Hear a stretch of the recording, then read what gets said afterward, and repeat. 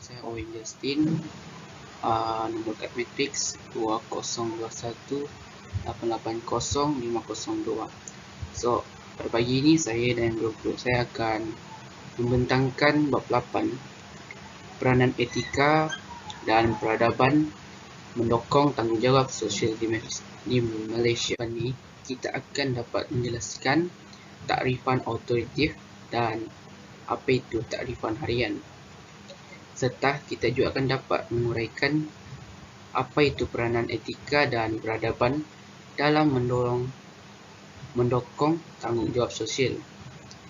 Selain itu, dalam pembelajaran ini kita juga dapat mempamerkan minat kesukarelawan dalam mencapai keharmonian masyarakat. Itu takrifan harian dan takrifan authority. Secara amnya, takrifan authority ini adalah suatu konsep realitas sosial yang merujuk kepada fenomena dan tingkah laku yang berkaitan dengan perundangan protokol perlembagaan yang telah diinstitusi dan diperakui bersama. Takrifan ini ia wujud berdasarkan dokumen dan pihak berkuasa di dalam masyarakat. Contoh yang kita boleh ambil daripada takrifan autoriti ini adalah Undang-Undang Malaysia dan juga Perlembagaan Malaysia. So next, takrifan harian. Takrifan harian ini ialah suatu konsep yang merujuk kepada perilaku dalam kehidupan seharian. Bukan seperti takrifan autoriti, ia bukanlah suatu dokumen yang bertulis, malah ia ditentukan oleh individu, keluarga dan komuniti. Takrifan harian ni ia tidak mempunyai peraturan formal seperti takrifan autoriti. Contohnya adat resam dalam masyarakat. Selamat pagi dan salam sejahtera kepada Dr. Musayada dan rakan-rakan seperjuangan sekalian. Saya Herlina binti Willis Madin. ID number saya 2021451148. Untuk pembentangan seterusnya, saya akan menerangkan apakah peranan etika dan peradaban dalam mendokong tanggungjawab sosial. Jika kita lihat dalam slide, dalam masyarakat berbagai etnik dan agama, terutamanya di Malaysia, istilah-istilah etika moral, akhlak dan sebagainya digunakan pakai untuk memaparkan tanggungjawab seseorang anggota masyarakat, yang mana dia lahir dari teras nilai dalam peradaban mereka sendiri. Peradaban kita juga peradaban Malaysia, yang mana seringkali tanggungjawab sosial ini ia berteraskan kepada nilai yang mana bersumberkan agama, budaya atau falsafah kehidupan yang menjadi pegangan masyarakat di Malaysia itu sendiri. Untuk slide seterusnya, kita akan melihat definisi tanggungjawab sosial. Apakah itu definisi tanggungjawab sosial? Tanggungjawab sosial adalah satu kemampuan refleksi seseorang individu terhadap pandangan hidup yang dipegang berkaitan tentang keadilan dan kebaikan demi kesejahteraan hidup bersama.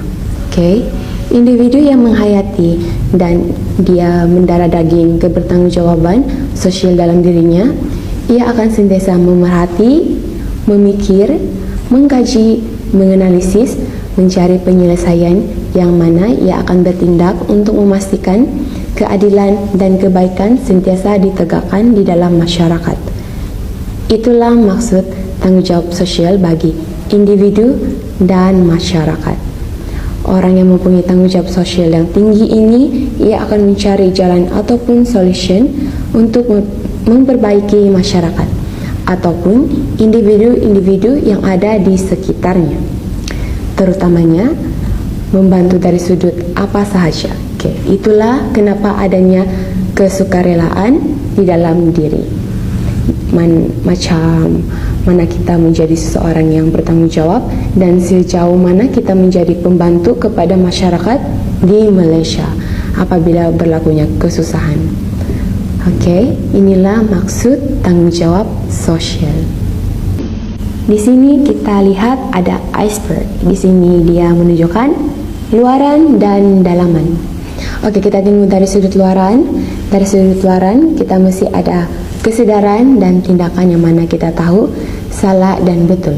Oke, contohnya kita lihat ada seseorang warga emas menjual. So, apa kita rasa dan apa tindakan kita? Apa yang kita perlu buat? Dan di situ ada tindakan pelanggaran ataupun mengurus pelanggaran. Ini sebagai contoh dari sudut tanggung jawab sosial, dari sudut authority. Dari sudut undang-undang, kita lihat paling simple adalah pelanggaran lampu isyarat. Contohnya, lampu itu menjadi merah, sama ada kita teruskan atau kita menguruskan dia dengan baik. Maksudnya kita tidak perlu mengikut undang-undang. Dan kita lihat di bawah sekali, yang paling dalam adalah hati dan etika sosial. Hati di sini kita melihat seseorang, kita lihat macam mana kita hendak bangunkan negara kita dengan lebih baik. Kita ada rasa kecintaan itu tinggi dan ada rasa ingin membantu, kita ada kesedaran lah. Lepas tu, how kita punya etika profesional. Maksud etika kita itu membantu kita menjadi seorang yang bertanggung jawab untuk masyarakat, juga untuk individu atau diri, keluarga atau masyarakat itu sendiri. Oke, itu adalah salah satu contoh lah. Oke, di sini kita dapat melihat slide seterusnya, 12 core action value and the cornerstones that put action into those values. Di sini ada tunjukkan bagaimana kita menjadi seseorang yang mempunyai tanggung jawab yang tinggi. So, dia ada dua perkara yang dia letakkan di sini. Yang pertama tentang laying a solid foundation, yang mana the first 6 core action values and associated cornerstone develop inner strength of character. So, di sini dia ada letakkan 6 nilai utama. Dia ada 1 dan 2 lah.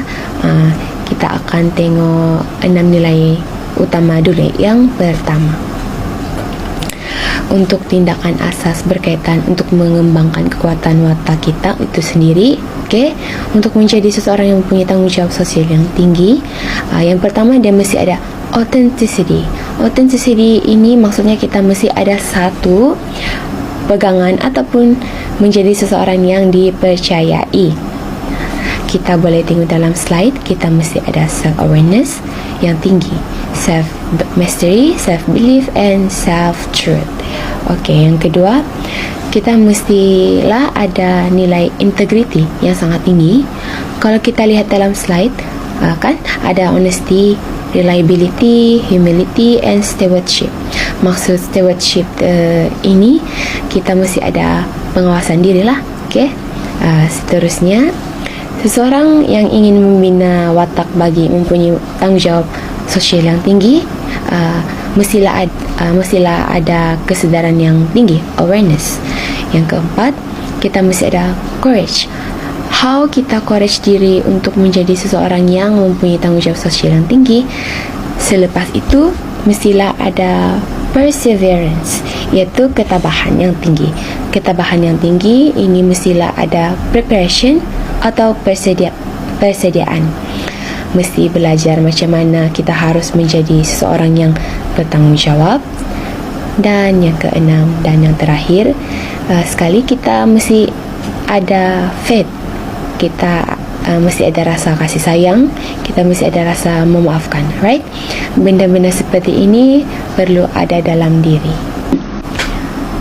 Okay, yang kedua, kalau kita lihat di sini, dia cakap taking effective action. The second 6 core action values and associated cornerstones catalyze action and contribution. Maksudnya di sini adalah ada 6 perkara yang atau nilai yang ia letakkan bagaimana 6 nilai teras ini dapat meningkatkan tindakan dan sumbangan kita kepada masyarakat. Yang pertama, kita mesti ada tujuan ataupun purpose. Yang kita ada supaya kita ada vision, iaitu visi kita dalam melakukan tanggung jawab sosial ini, right? Yang ketiga, mesti fokus. Yang keempat, mesti ada enthusiasm. Maksudnya mestilah ada semangat lah. Semangat mesti ada supaya kita ada energi. Kalau kita tidak semangat, susah untuk kita melakukan tanggungjawab sosial ini. Kan mesti ada semangat itu sendirilah. Yang kelima, mesti ada service. Maksud service di sini adalah perkhidmatan kita. Macam mana kita mahu bantu orang, apa charity kita akan buat, dan bagaimana kita teruskan charity kita. Dan semalah. Dan terakhir sekali, yang paling penting mesti adalah leadership, iaitu kepimpinan. Leadership di sini bukan seseorang ketua yang pandai mengarah saja, tapi kita perlu tahu leadership ini adalah contoh bagi orang lain untuk di-follow, untuk diikut. So maybe kita ada satu persatuan ataupun unit kesukarelaan, seorang nampak kita sebagai panutan mereka untuk membantu masyarakat di kawasan ataupun sekitarnya. Right? Inilah 12 perkara penting yang perlu ada dalam diri seseorang apabila dia mahu melakukan tanggungjawab sosial itu sendiri. Okey, itu saja dari saya. Saya serahkan kepada pembentang seterusnya. Salam sejahtera, saya Karisatel Samujikon dan saya akan menyambung pembentangan sebelumnya berkaitan tentang tanggungjawab sosial. Dalam Islam sendiri, ada menekankan berkaitan dengan tanggungjawab sosial seperti dalam surah Al-Qasas yang mengatakan bahawa sesungguhnya orang yang paling baik untuk engkau berikan kerja adalah orang yang kuat lagi amanah. Maksudnya di sini, orang yang sesuai untuk berikan kerja adalah orang yang bukan sahaja kuat, malah juga seorang yang amanah. Kerana apabila seseorang itu amanah, mereka akan melakukan tanggungjawab dengan sebaiknya. Di sini ada 2 perkara yang disebutkan, yaitu mukmin dan profesional. Mukmin bermaksud orang yang beriman atau percaya kepada Allah. Dan mukmin juga perlulah mempunyai amanah, berintegriti, mengikuti syariatullah. Syariatullah ialah perkara yang berkaitan dengan hukum yang 5, iaitu wajib, sunat, harus, makruh, dan haram yang telah Allah tetapkan kepada hamba-hambanya. Seterusnya, seorang yang mukmin juga perlulah mempunyai kelakuan yang baik, mempunyai ihsan yang baik, sentiasa zikir atau ingat kepada Allah dengan menjadi hamba Allah yang baik.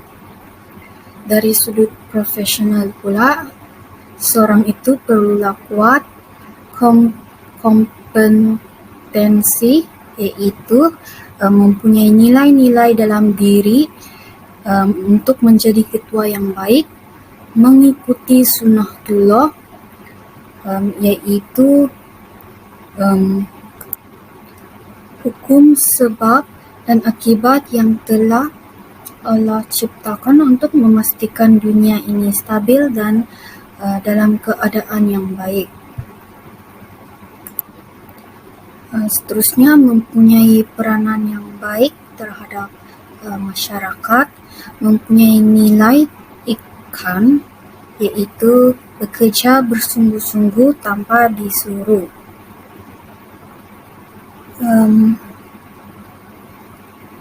Seterusnya, boleh berfikir, contohnya mempunyai idea-idea yang bernas dalam membantu masyarakat Seterusnya, menjadi khalifah Allah yang baik. Itu dari sudut Islam. Seterusnya, kita lihat nilai-nilai kepimpinan dari Tun Mahathir. Ada 2 di sini, yaitu substantive rationality dan formal rationality. Substantive rationality ada bersikap amanah perasaan malu, jujur, dan berani. Formal rationality pula mestilah mempunyai kerajinan yang tinggi, mempunyai kawalan diri. Contoh mengawal diri kita supaya tidak melakukan penyelewengan duit apabila berada dalam satu persatuan masyarakat, di mana persatuan masyarakat tersebut mempunyai banyak sumbangan dan bantuan yang diberikan untuk menolong orang yang tidak mampu. Seterusnya, mempunyai sistem yang teratur. Apabila kita mempunyai sistem yang teratur, maka kita dapat melakukan tanggungjawab sosial kita dengan lancar. Seterusnya, tanggungjawab sosial dari segi aras. Setiap individu boleh memiliki nilai betul dan salah tentang tindakan peribadinya. Sebagai contoh, individu memastikan setiap tindakan yang dilakukan adalah mengikut etika yang baik. Seterusnya, individu juga perlu memiliki nilai betul dan salah dalam tindakan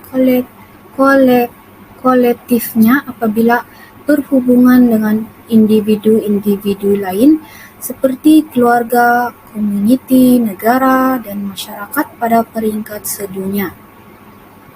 Sebagai contoh, individu menjadikan interaksi dan kerjasama sebagai asas hidup bermasyarakat.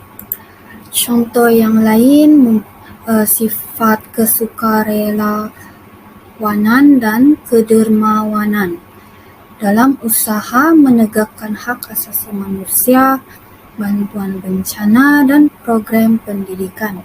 Itu sahaja daripada saya. Sekian, terima kasih. Salam sejahtera, nama saya Rachel Dian Roslan, nomor metrik 2021612572, dan saya akan meneruskan pembentangan ini dengan tajuk tanggung jawab sosial dari sudut dimensi. Pertama sekali, kesadaran dalam diri seseorang terhadap ketidakadilan dan kezaliman yang berlaku dalam masyarakat akan mendapat perhatiannya sehingga mahu membawa transformasi sosial dalam masyarakat. Apa yang kita boleh dapat dari pernyataan tersebut? Ia menyatakan bahwa apabila seseorang itu ternampak atau menyadari tentang ketidakadilan dan kezaliman yang terdapat dalam kalangan masyarakat, ini akan menimbulkan sesuatu dalam diri individu tersebut, di mana ia ingin melakukan perubahan kepada masyarakat, di mana ketidakadilan dan lain-lain dapat dihentikan. Seterusnya, tindakan yang diambil akan membawa perubahan sosial dalam masyarakat, negara, atau pada peringkat dunia. Apa yang kita boleh lihat ialah apabila tindakan diambil bagi menghentikan ketidakadilan serta kezaliman tersebut, ia akan membawa impak yang besar kepada perubahan sosial, bukan hanya kepada satu pihak, tetapi juga pihak-pihak yang lain. Daripada gambar ini, kita dapat lihat pelbagai persamaan dan kepelbagaian dari segi keupayaan, kebolehan, dan lain-lain. Apabila kita melihat ketidakadilan berlaku, kita perlulah menolong dan membantu untuk memastikan perkara tersebut tidak berlaku lagi. Untuk memastikan setiap orang diperlakukan dengan adil, kita perlulah mengambil kira aspek keupayaan, kebolehan, jantina, umur, dan lain-lain. Selain itu, kita juga dapat melihat perkataan reform movements dalam gambar ini. Apa itu reform movements atau gerakan reformasi? Gerakan reformasi ialah gerakan untuk melakukan perubahan atau pembaharuan dalam masyarakat pada masa kini. Seterusnya, kita dapat lihat daripada slide ini tentang perbandingan di antara tinggal di bandar dan juga kampung. Namun, apa yang semua orang terlepas pandang ialah kejayaan dalam sesuatu program kemasyarakatan bergantung kepada sikap tanggung jawab semua ahli bagi melaksanakan dengan jayanya. Penglibatan, sokongan, kerjasama, dan rasa tanggung jawab ini memerlukan komitmen yang tinggi dan pengorbanan semua. Ia boleh disumbangkan melalui tenaga, pandangan atau lontaran idea maupun sumbangan keuangan mengikut kemampuan seseorang. Apa yang penting di sini ialah adanya kerjasama dan pengorbanan ahli untuk berkhidmat untuk negara. Kesimpulannya, sikap ambil peduli atau sikap peka tentang kesusahan orang lain menimbulkan keinsafan dan mencuit naluri keinsanan untuk menggulurkan bantuan yang sepatutnya mengikut apa yang termampu. Sikap mengambil peduli ini juga termasuk sifat terpuji yang digalakan oleh agama tanpa mengira bangsa, darjat, keturunan, warna kulit, bangsa, dan negara. Dengan sikap ini, kita dapat menghakis sifat mementingkan diri sendiri. Itu sahaja pembentangan daripada saya. Sekian dan terima kasih. Selamat sejahtera kepada semua. Nama saya Melvina Tony Primrose. Saya akan membentangkan tajuk kesedaran nasional dalam tanggungjawab sosial. Konsep bagi kesedaran nasional dalam tanggungjawab sosial ini adalah masyarakat yang memiliki kesenangan haruslah bertanggungjawab dalam membantu masyarakat yang memerlukan. Contohnya, kamu boleh nampak dari slide ini yang menunjukkan tragedi gempa bumi yang melanda di Gunung Kinabalu pada tahun 2015. Tragedi ini telah melibatkan kematian dan juga kerosakan bangunan seperti sekolah, masjid dan premis lah. Jadi sebagai masyarakat Malaysia, contoh tanggungjawab sosial yang boleh kita lakukan ketika itu termasuklah sumbangan dari segi keuangan ataupun sumbangan dari segi kesedaran, yang dimana mereka juga menggunakan media massa untuk meningkatkan kesedaran masyarakat lain dengan berkongsi maklumat-maklumat apa yang orang tahu yang telah menyebabkan gempa bumi di Gunung Kinabalu itu. Begitu.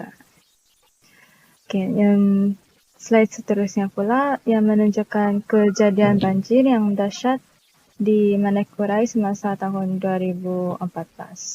Semasa itu, banyak yang berlaku seperti rumah mereka telah musnah, ada juga ahli keluarga terpisah dan gagal dihubungi.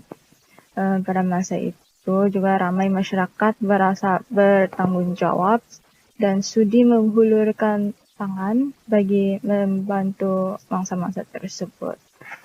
Jadi mereka juga bersedaya upaya lah membantu dari segi keuangan kalau yang tidak dapat membantu secara fizikal. Di situ juga lah masyarakat mempunyai kesedaran dan menganjurkan program mendoakan mangsa banjir terlibat. Topik seterusnya, kesedaran kesejahteraan dalam tanggungjawab sosial. Isu ini pula melibatkan satu dunia. Contohnya, kamu boleh nampak ni di slide ini isu global warming lah. Jadi, apa yang kita boleh buat untuk mengelakkan ini yang menjadi semakin teruk sebagai masyarakat kita harus menggunakan plastik yang lebih eco-friendly ataupun lebih baik membawa beg kain sendiri jika keluar membeli barang keperluan. Begitu contohnya. Ataupun mungkin juga masyarakat boleh meningkatkan kesedaran tentang isu global warming ini dengan kurangkan penggunaan bahan klorofluorokarbon yang menyebabkan penipisan lapisan ozon. Lihat kepada isu kelaparan pula, bukan sahaja berlaku dalam satu negara. Isu seperti ini sukar untuk menyelesaikan kerana ia berlaku dan melibatkan semua masyarakat dalam negara tersebut. Banyak program juga telah dibuat seperti World Food Program, sekurang-kurangnya dapat menyelamatkan mereka dari kelaparan. Masyarakat juga seharusnya mengambil berat tentang hal luar negara dan memiliki kesedaran. Itu sahaja daripada saya. Salam sejahtera, nama saya Raquel Juliet Robert, nomor matriks 2021211344. Hari ini saya akan menerangkan tajuk 5.5 bagi bab ini, iaitu kesukarelaaan. Terdapat banyak cara untuk kita mendukung tanggungjawab sosial di Malaysia ini, dan salah satu caranya adalah dengan mengikuti ataupun melaksanakan aktiviti kesukarelaan. Kerja sukarela ialah kegiatan yang dilakukan dengan rela hati, ikhlas tanpa paksaan dari mana-mana pihak, tanpa mengharapkan sebarang jenis ganjaran dan dapat memberikan manfaat kepada masyarakat. Mungkin ramai yang tidak mengetahui ataupun sedar tentang perkara ini, tetapi terdapat banyak pertubuhan NGO kesukarelaan yang telah ditubuhkan. Sebagai contoh, Mercy, Muslim Volunteer Malaysia, Jabatan Kebajikan Masyarakat, dan banyak lagi. Selain daripada mengikuti pertubuhan-pertubuhan tersebut, kita juga boleh menubuhkan kumpulan sendiri dan melaksanakan aktiviti-aktiviti kesukarelaan ini dengan sendiri. Contohnya, melaksanakan aktiviti ini pada setiap hujung minggu dengan memberi bekalan makanan ataupun alat-alat keperluan kepada gelandangan di sekitar kawasan, penjagaan orang-orang tua, ataupun pembersihan pusat-pusat kebajikan. Seperti yang semua tahu, negara kita telah dilanda pandemi COVID-19 dan telah memberi impak yang sangat besar kepada masyarakat kita, di mana sesetengah daripada mereka telah kehilangan kerja dan menyebabkan mereka kurang pendapatan untuk membeli keperluan diri sendiri dan untuk keluarga. Oleh itu, masyarakat kita sendiri telah mencari inisiatif untuk membantu mereka yang memerlukan dengan mengangkat bendera putih. Bagi sesiapa yang tidak mampu dan segan untuk meminta bantuan, mereka boleh mengangkat bendera putih di hadapan rumah mereka dan akan mendapat bantuan.